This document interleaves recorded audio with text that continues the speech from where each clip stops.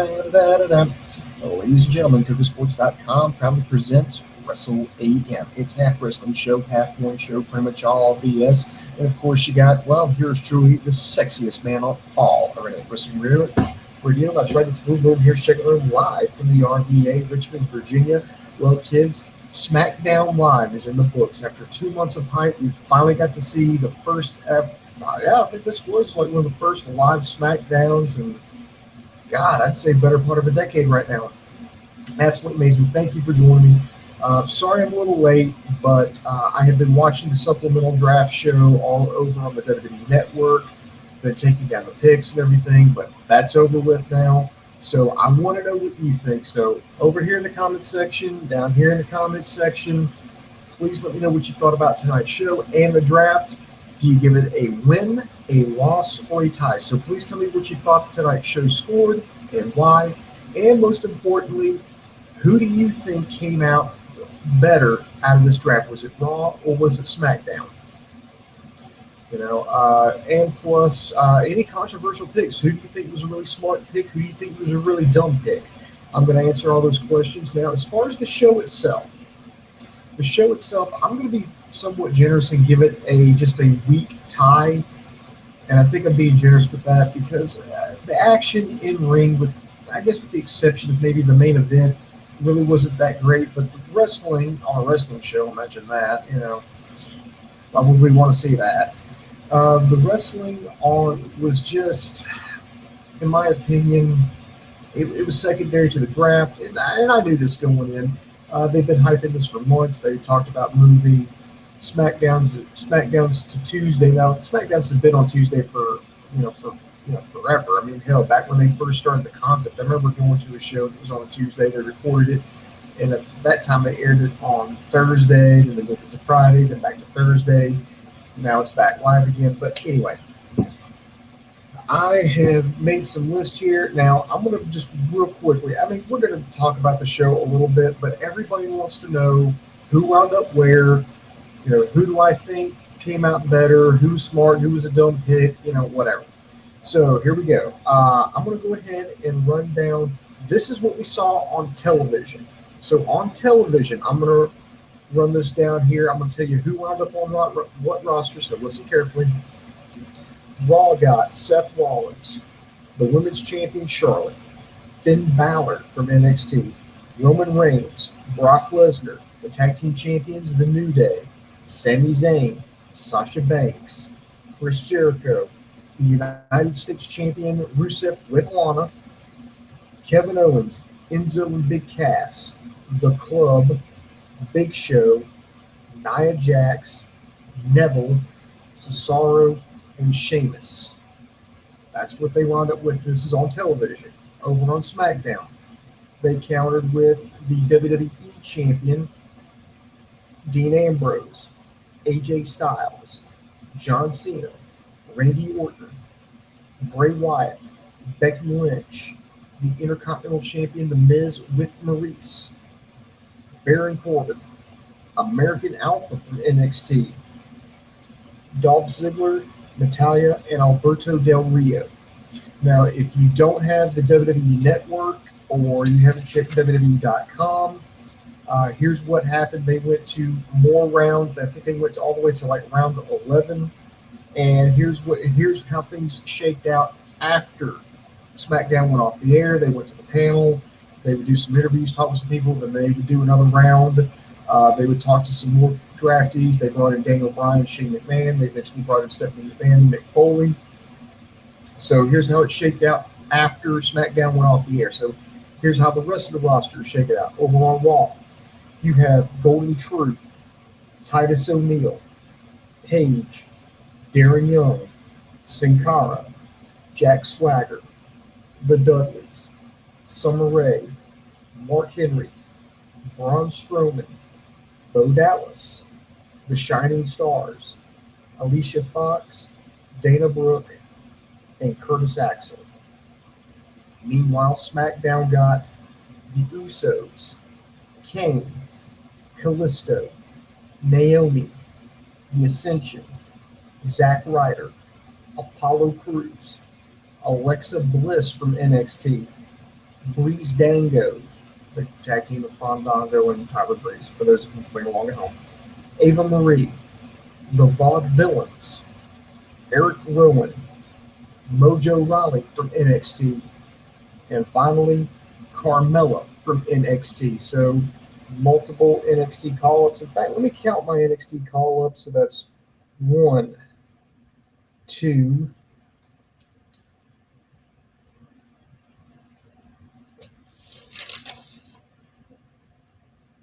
3, 4, 5. So there's one spot left because they said they were going to call up 6. So you got 5 right now. I'm hoping that spot's open for Bailey or Nakamura or somebody here because it's kind of crazy. But I should also note that there were several superstars that went undrafted. Now, I went over to WWE.com, went to the superstars page, and I even looked up some people who, anyway, the people who went undrafted was Heath Slater. Now, they made a joke of this because they originally, when they announced Bo Dallas, they thought, okay, they were drafting the entire Social Outcast as a package deal. No, they said, no, we're just getting Bo Dallas. And, the other two, Axel and Heath Slater got upset. Well, Axel later went to Raw, and they went off the air. It's like, and there's just Heath Slater sitting in this room. It's like, everybody was in there and they were just leaving their seats or wherever, going to wherever they were getting drafted. It's like, oh, come on now. And they cut the lights off on him and he's just sitting there. It's like, what the hell? Okay, Heath Slater went undrafted, as did the Bellas, David Otunga, Emma, Luke Harper, Rosa Mendez, Tamina, Tyson Kidd, The Undertaker, Luke Harper, and Ryback. Now, Ryback went undrafted. In fact, Ryback has been taken off the roster page. His contract should be up to anywhere. It depends on what happens, but anywhere between August and October is when his contract should be up. It doesn't look like anything's going well with him, so he may just be going together.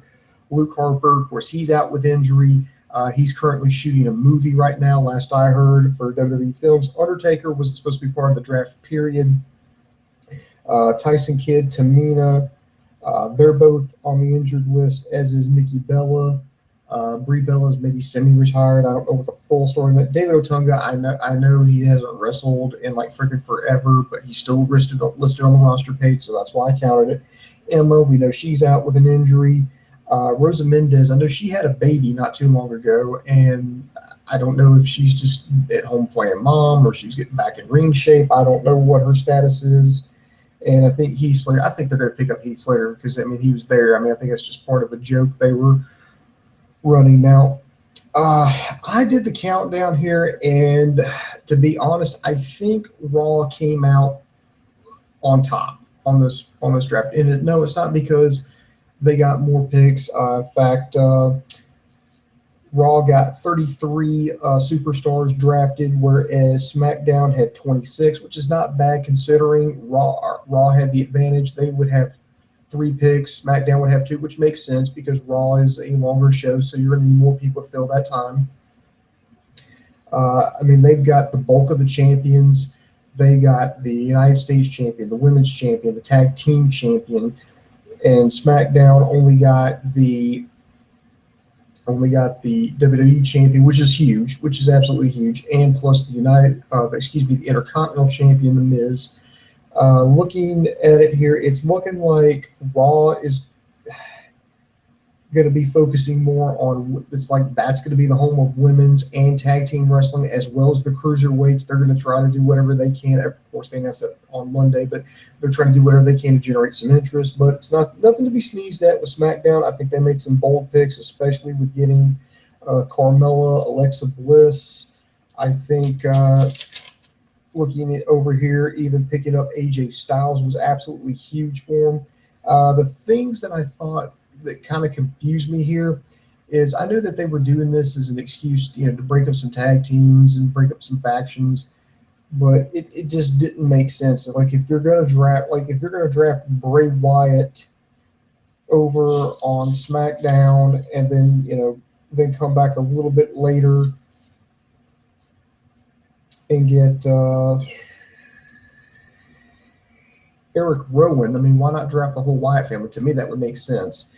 And plus, it looked like SmackDown was playing second fiddle all night because it seemed like Stephanie McMahon and Mick Foley were ahead of both Daniel Bryan and Shane McMahon because they would because Raw came out firing with Rollins, Charlotte, and Finn Balor, but I think they just kind of let them get in their head, and it's looking like and then they waited to draft champions till like the third round. They waited. Oh, we're going to draft Rusev. Well, we got to have another champion, have some legitimacy here. We're going to have to draft The Miz because he's the Intercontinental Champion. I mean, it's like, look, why weren't these guys on the top of your list here? If you want legitimacy, you want these champions.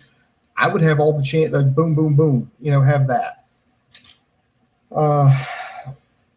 The questionable picks here is Raw. They did it early on when they drafted Brock Lesnar. I think that's a waste of time. I think that's a wasted pick because the last thing you need to do right now is draw more attention to Brock Lesnar because now he's failed now 2 drug tests. One, I think what they consider out of competition, one in competition. Because remember, his excuse was, well, I passed all the other ones they gave me. Well, they're like, no, not really. The fact they've still got a couple, I think 1 or 2 more still outstanding right now. They're going to have to get the results back on. The out of competition means you're, just in training where what they consider in competition has to be within 12 hours of the fight. So one of the in-ring ones, like within 12 hours of that fight he had, was dirty. They didn't say what it was, unless Lesnar tells us we're probably not going to know. Was it steroids, HGH? Was it a fat burner for all I know? Adderall? I have no fucking clue. Your guess is as good as mine at this point. But I think that's to me. And plus, I mean, you're going to have, I think you need to go ahead and suspend him. I mean, if he's failed 2 tests, with a doping agency, it doesn't look good if you have him. If you just don't do anything with him, then bring him up to headline your biggest event of the summer. But that's a different argument for a different day. I thought Jericho was also a questionable pick. I thought Big Show was definitely a big questionable pick over on Raw. But overall, even though there's maybe some people that I don't like, I can at least understand it. I can understand why they went with CrossFit Jesus as the #1 pick because they were both Stephanie and Mick were gambling that Seth Rollins was going to beat Dean Ambrose that night and walk out the champion. So I think they were trying to preempt that. If they had more confidence in Seth to win, of course, it didn't pay off. And getting Dean Ambrose, I think, was a smart pick by SmackDown. Now, as far as their questionable picks, and this is on this main show, I think Baron Corbin was a questionable pick. I think Dolph Ziggler was a questionable pick. And the supplemental, I don't know if I can really, the one after the show, I don't know what I can really consider, because it after a while, it just seems like they were pulling like names out of a fucking hat. It's like, hey, this person still works here. What? Because how else do you explain how Summer Rae went ahead of Mark Henry and, Dana Brooke and the Shining Stars? And whereas, how does somebody like, the Vaudevillains go below? Why are they not not considered as good as like Apollo Crews, The Ascension, or Kane? Good God, just retire already. Mojo Rawley was a big. I think that was the biggest shock to me because he's on there with Zack Ryder, so it's looking like we could see the Hype Bros on SmackDown. I don't know if you're excited about that or not, but overall, I mean, I think it's okay. I don't know, will this thing work out? I really don't.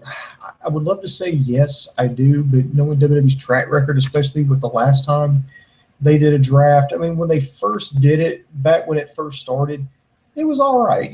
They kept people on. They kept people on their respective brands. And so when somebody switched, somebody showed up on the other show, oh my God, it was a big deal. Then it got a little bit more watered down. Then they started doing the drafts more frequently. Then it got to mean nothing. And then they just went ahead and got rid of the draft altogether.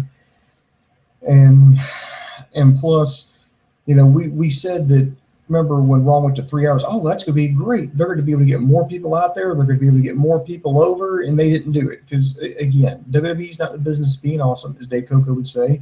And I think WWE could fuck up a peanut butter and jelly sandwich. but that's just where I am with that. But tell me what you thought about this. Now let's go ahead and take a look at the show. You had first coming out, you had John Cena versus Luke Gallows. Really wasn't a fan of this. It was like a 5-minute match.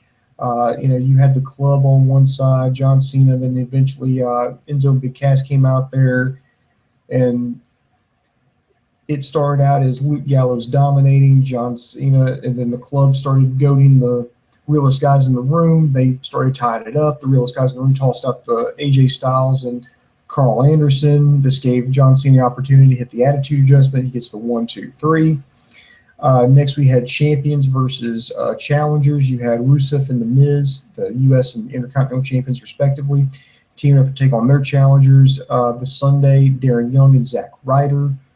I liked Ryder. He hit that Rough Rider on Rusev to the outside. This allowed Darren Young to hit the crossface chicken wing and lock it down on The Miz. The Miz tapped out. That was only about a 4-minute match. You had Xavier Woods versus Bray Wyatt. They're hyping up their match at Battleground. By the way, Xavier Woods is wearing boots made by the Iron Sheik. Got the little points at the end. Just check that out.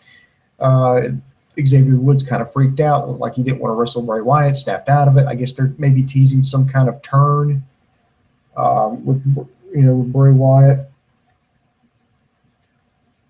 which again wouldn't make sense to me because you got the New Day over on Raw and then Bray Wyatt over on SmackDown. So unless they do some kind of exchange or trade or something, I don't know why you would have Xavier Woods turn on the New Day and join Bray Wyatt, because technically they couldn't be on the same roster.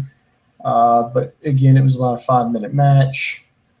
Then let's see, they didn't have a match. It was supposed to be Kane versus Kevin Owens, but Sami Zayn went out there and interrupted Kevin Owens' entrance, started punching him. They went to the inside. Kane wanted up take two. Let's pretend I can talk this time. Choke slammed both of them. This was a no contest. Next, we had Dana Brooke and Charlotte versus Sasha Banks, the 2-on-1 handicap match. A lot of people are speculating that Bayley's going to be Sasha's partner this Sunday. I hope so. I really like Bayley. She's my favorite wrestler in the world right now. I'm not ruling it out, but I wouldn't surprise me if they're kind of making the fans think that, and they pull the rug out from under us and have it be somebody like Tamina or a Bella. I could see them actually pulling the rug out from under us and having Bayley stuck in NXT purgatory forever.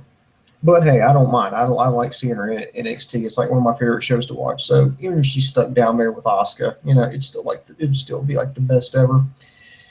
Of course, Sasha Banks loses that match against Dana Brooke and Charlotte because the 2-on-1. She got hit with natural selection. This was about 2.5 minutes.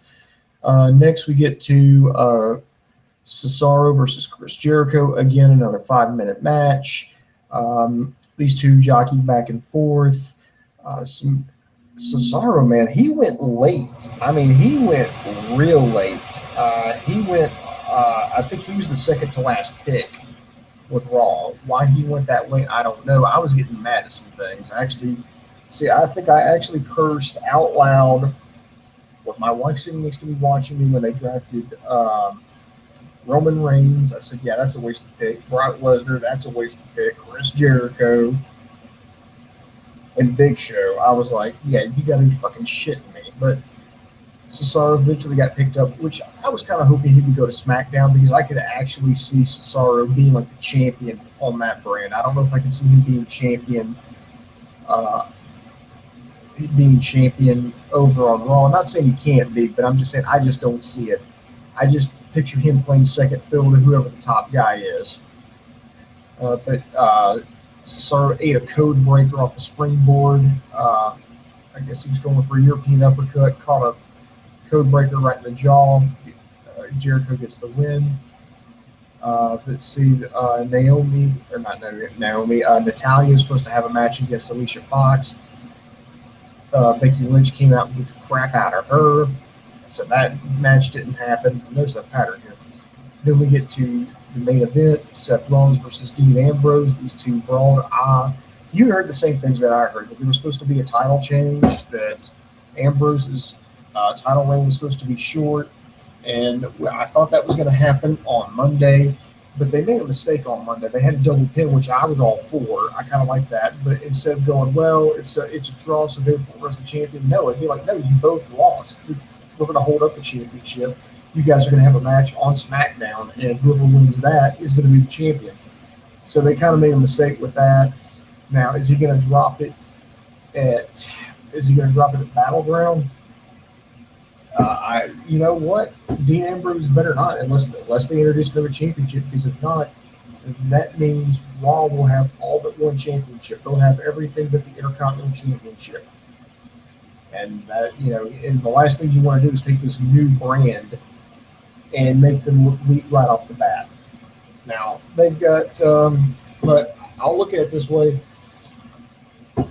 I do think SmackDown does have the most room to grow here. I can see AJ Styles being the champion there. After Ambrose, whatever drops it. Women's division, it's a little lacking. I think Natty and Becky are going to be the best wrestlers there. The tag team scene there is going to be kind of an afterthought. I could see the Hype Bros, the Vaudevillains. Even the Usos tying it up there. Kalisto, I can see him making a run for the Intercontinental Championship. Apollo Crews, I'm hoping he can get his footing. Carmella, oh God, her and Alexa Bliss. By the way, congratulations to those ladies. I couldn't praise them enough. About a couple of weeks ago, I was praising their matches and how far they've come along. So, bravo. I'm serious. That's not trolling. That's not sarcasm. I seriously mean this from the bottom of my heart. Congratulations to both of them.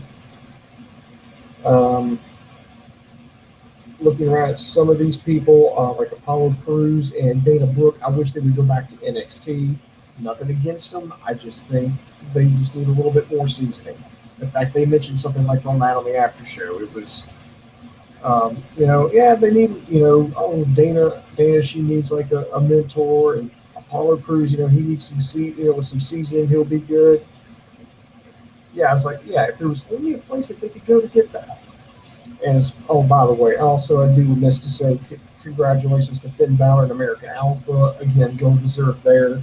Very proud of the NXT roster. Hopefully they can continue in the footsteps of these other NXT talents and keep shaking things up, keep things exciting. So, all in all, if you missed this show, I would only watch it for the draft. But now that you know where everybody's going, I really don't think there's a reason to watch it. I want to see what they do next week, now that they've got the roster set, and then what direction they're going to go from here. That's when I would probably watch next week. So if you missed this one, just go rewind this video, just go back, and once you learn where everybody's at, that's the only reason to watch. It's not for the wrestling, because that was the purpose of the show, the draft was. So now let me get to your questions and comments. So D-Rocks, he gives it a tie. Army Ann, she's excited that Finn Balor is on the main roster. Larry Hammer says the show was underwhelming. I do agree with you, sir. MMA Voice, do you think it's a good idea to keep the girls on separate brands? Is Bayley going to be the mystery partner for Sasha Battleground?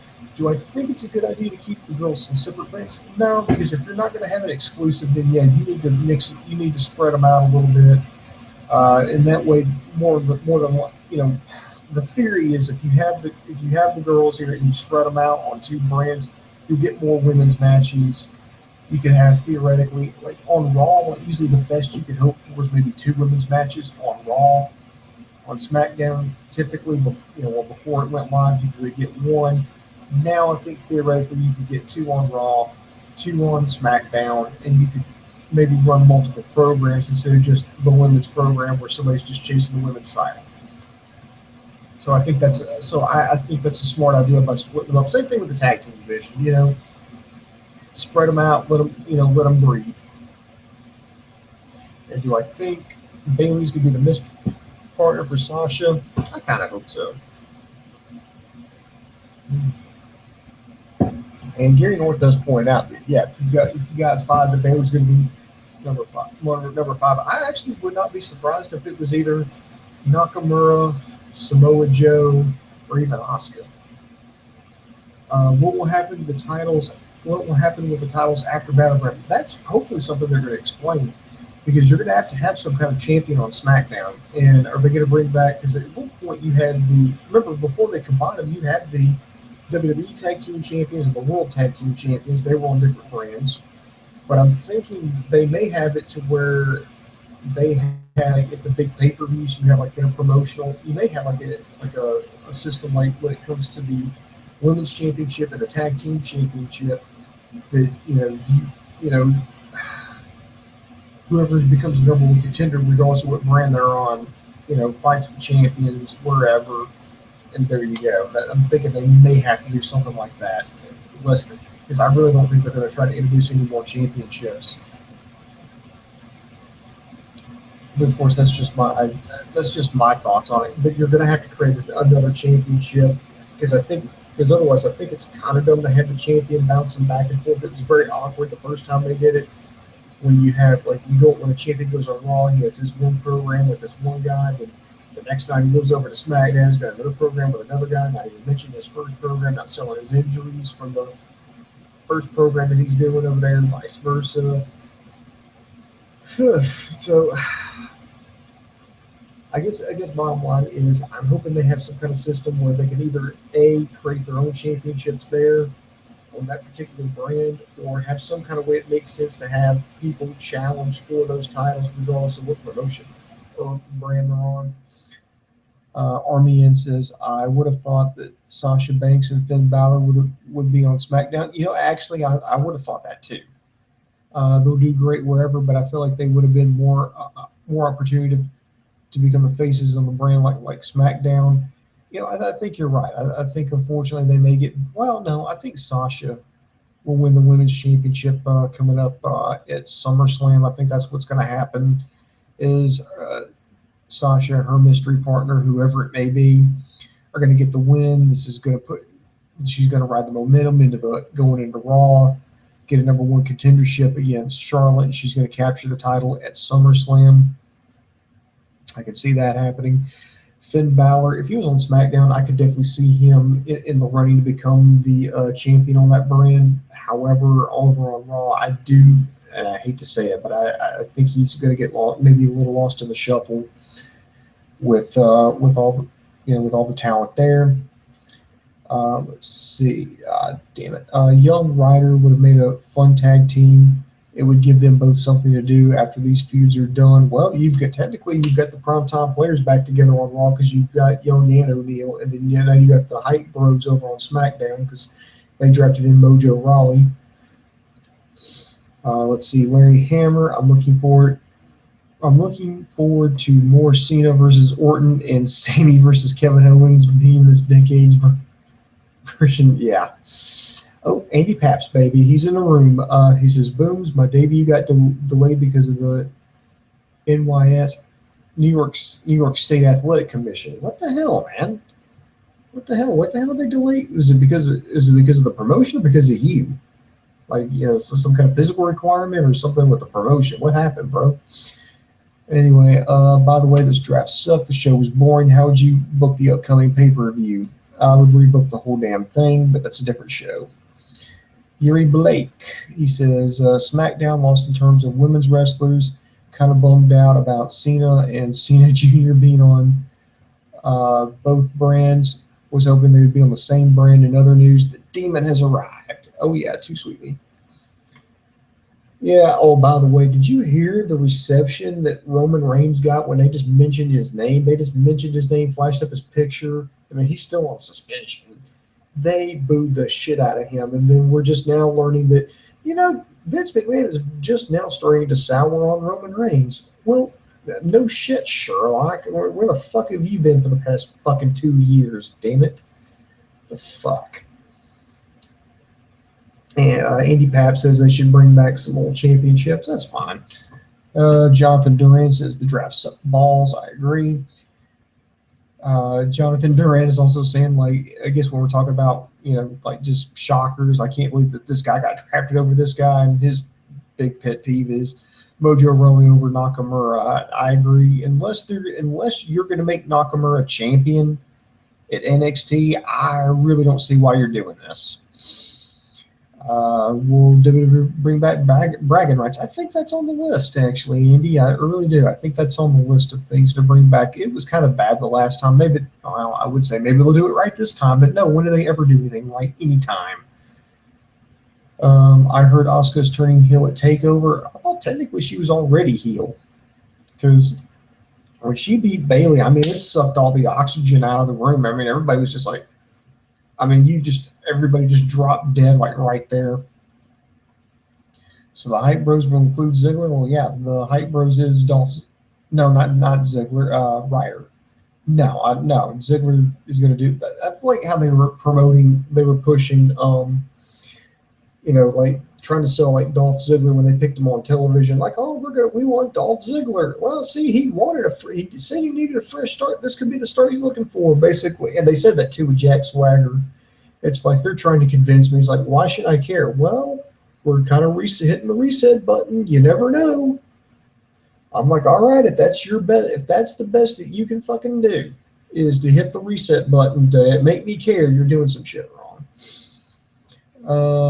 Our angle was too violent, and me and my friends got pissed. We are officially free agents. I don't know. If I had my own promotion, I'd hire you. Oh, well, it was nice while it lasted. What do you mean the angle was too violent? You're wrestlers. You're supposed to go in and beat the crap out of people. Jesus Christ. Wait a minute. Did that mean you got fired or did you quit? That ain't cool. Damn. Andy Paps, man, just bringing me down here tonight. Shit. It's depressing as fuck. Anyway, let's see. I want to do some shameless self-promotion real quick. I want to tell everybody to be sure to check us out over at KocoSports.com and also ProWrestling.me.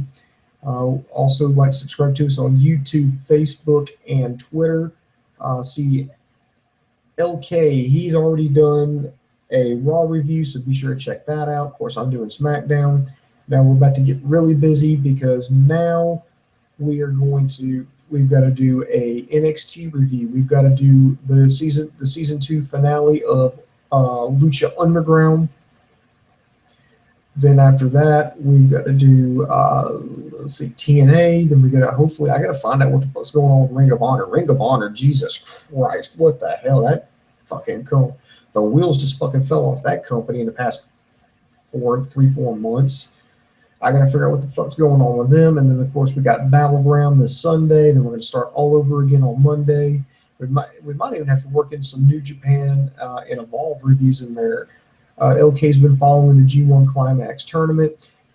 Evolve's got some shows coming up. Oh, and by the way, Dave Coco is back. I don't know if you've heard it or not yet, but excuse me. Oh, pardon me. Dave Coco actually took some time out of his day to do a Stump the Idiot. So be sure to check it out. And welcome Dave Coco back with open arms. We missed him. It's good to see him back. And let's see. Oh, wait. Andy Pap says he walked out. Oh, man, I can't believe you did that, bro. I wish you would have kind of stuck it out and stuck it to the man. Or hell, have me as your negotiator. I can smooth things out for you. That's what I do. I'm the negotiator. That's what I do. I'm the problem solver, sir. He has 3 open dates now, so I guess if you're an independent promoter, then hire Andy Paps. If you don't, I will be very, very sad and cry here on the air, and that will not be pretty. Ember Moon is going to be the new NXT babyface. Hey, D-Rock's funny you should mention that.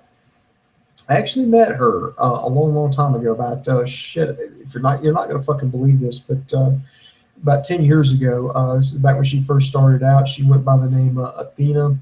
She wrestled in in Arlington, Texas, which is just like a suburb of Dallas. Was wrestling professional championship wrestling there with the Bussy family. I actually struck up some kind of friendship with the booker there. Nice guy, super nice guy. He's still booking shows in the Dallas area. So if you're out there, I think it's NAWA out there or MX. It's like Metroplex Wrestling and then NAWA. I mean, it's anyway. If you're out there, go check out those shows. Tell them Boom Boom sent you. Let's see, Ring of Honor's next pay-per-view. God, let's see, what is Ring of Honor's next pay-per-view? Give me 2 seconds.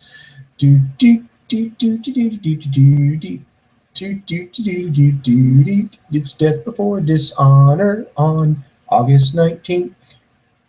Why did I sing it like that? I have no clue, but yeah, August 19th, Death Before Dishonor. That's the next one. I'm actually thinking about becoming a manager. No, that's my job. You wrestle, I'll manage. Apparently, Andy Pap's got caught up in politics. That sucks. And why Mendez? Hey, everyone. I was at SmackDown. Well, he was up there in Massachusetts, so damn, he got back in a hurry. So how was it, Mendez? You tell me how SmackDown was, how your experiences was. I'm going to keep, shamelessly self-promoting.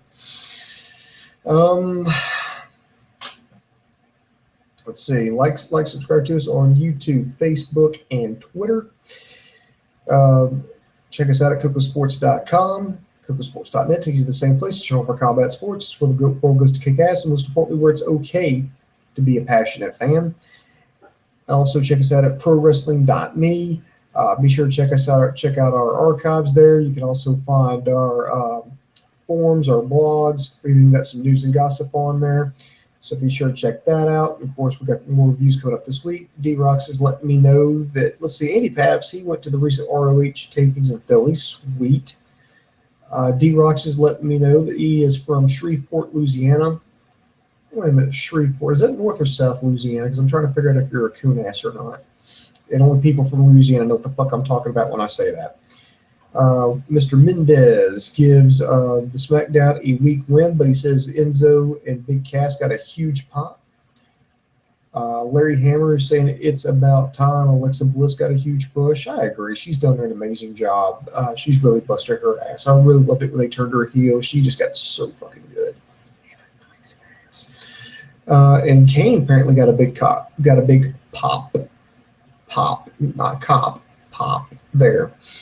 By the way, who's excited for Moose and TNA? I'm not a big TNA fan, so I just, I'm indifferent to it.